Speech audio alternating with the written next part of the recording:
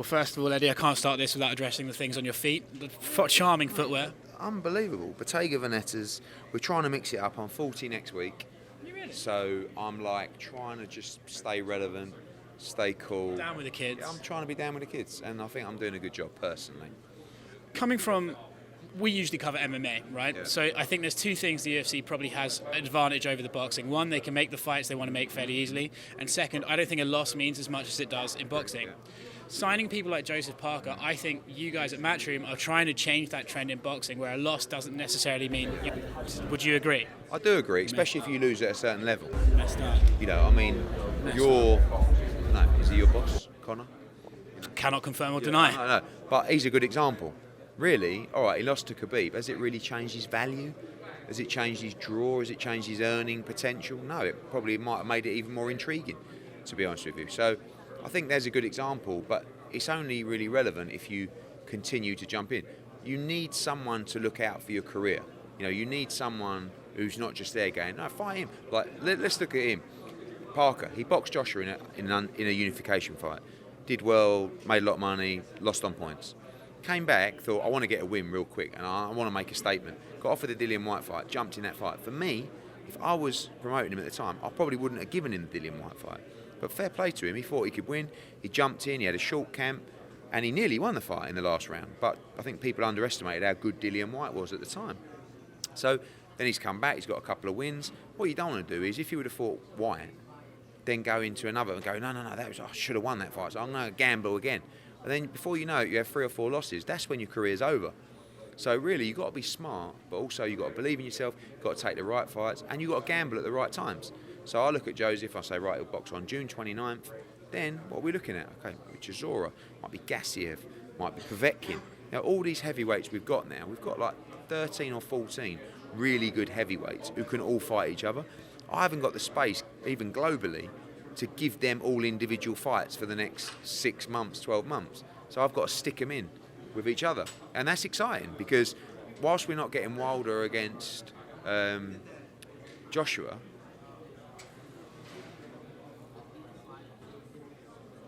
Raise the heel a little bit, Eddie. Give him a shine. yeah.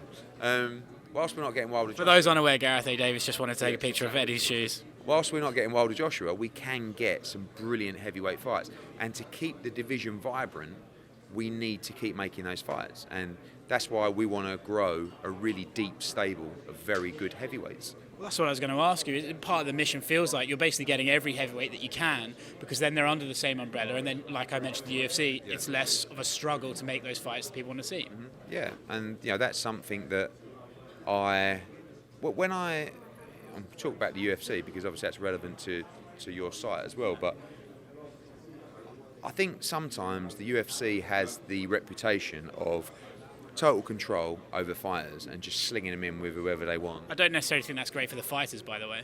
No, but I will say that when I went to the Performance Centre, I started to learn a little bit more about it. It's not just a factory where they go, go on mate, you're fighting him. I mean, they invest in their brand. They do invest in the fighters as well.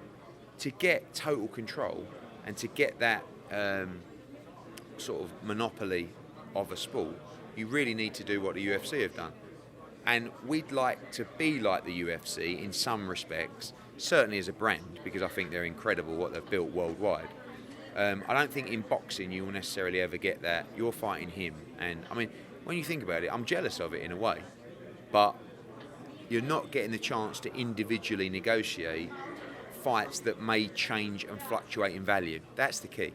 So when you sign a contract, your third fight might be X against whoever they tell you. Well, in your second fight, you may have a massive, I'm talking about UFC now, in your second fight, you may have a massive win, right? And your profile goes through the roof. And then they want to stick you in this other guy who, by the way, has just come off a massive win. And your money's set.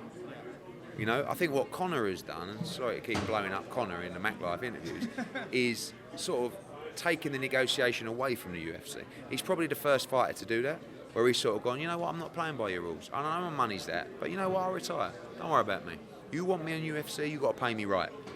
And by the way, that happens in boxing all the time. It's nothing new.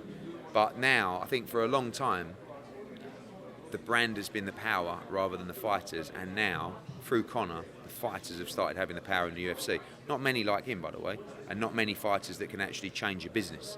He can. Without Conor, the UFC is not the same business. It doesn't have the same value as a company, and that's when you're extremely powerful. Yeah, I wasn't meaning to get onto the UFC, but for example, you're saying like a fighter's pay in the UFC is the same for 3 rounds as a 5-round fight, and they don't get any say and stuff like that. And while we're on the topic, I've always felt, having attended both your shows, UFC shows, as far as boxing goes, yours are the most similar in production to the UFC. Is that something you've consciously thought? No, openly trying to copy the UFC.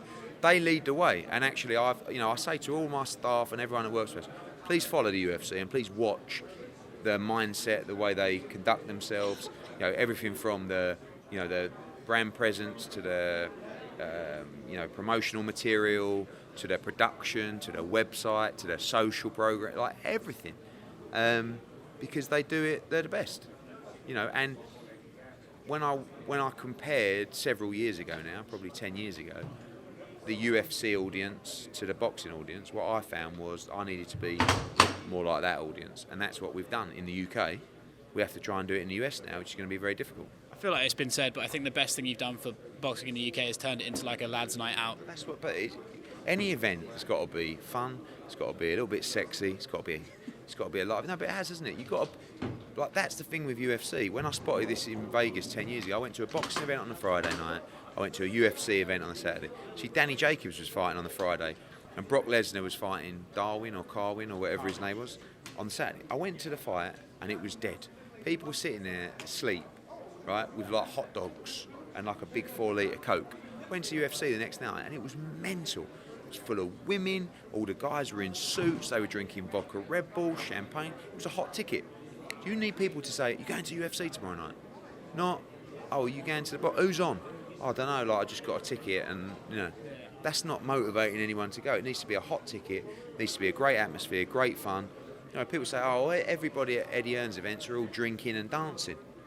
Sorry, it's better than sitting there falling asleep. So it's a night out. It's it's an experience. Look at this fight with Ruiz. It's got 8,000 Brits coming. Imagine the time they're going to have this weekend. They're going to pitch up. Most of them are flying in today. They're going to race to the weigh-in. They're going to get out. They're going to go out tonight, wake up with a hangover, start drinking, watch a Champions League game. They will be the ones creating the atmosphere. That's why, again, going back to Conor with the Irish support, that's one of the reasons he is what he is, because of the support he had. When he started out, if he didn't have that support when he was starting out, they wouldn't have given him the opportunities he did. Because I know as a promoter, you look at someone like that with that support and you go, "Fuck me, get him on, get him in the fights, give him the opportunities." So yeah, UFC, we're just basically copying everything they do.